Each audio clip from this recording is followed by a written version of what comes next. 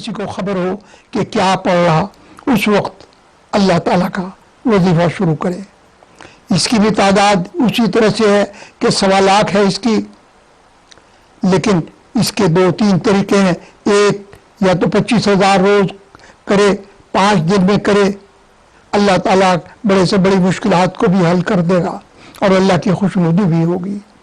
اگر یہ ممکن نہ ہو تو پھر 2,500 ہر نماز کے ساتھ کرے، 5,000 روز۔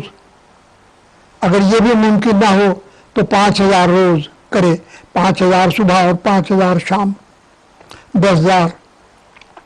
اس طرح سے 1.25 لاکھ اس کا ادا کرے، اور جو کچھ دکھائی دے خواب میں یا بیداری میں اس کا کسی سے ذکر نہ کرے۔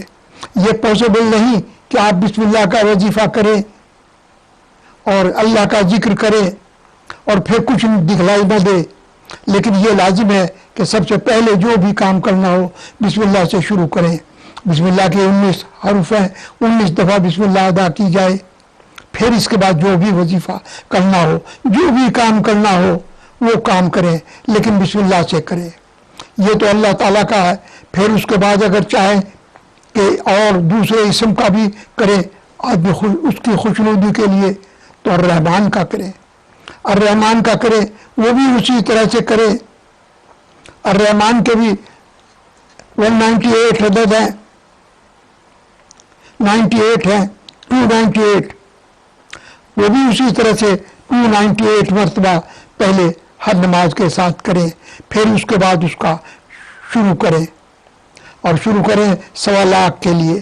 جب تک 1.25 لاکھ نہ ہو جائے اسم کا، اسم کھلتا نہیں، اسم کو کھولنے کے لیے اس کا لازمی ہے کہ اس کی سب سے پہلے زکوٰۃ دی جائے۔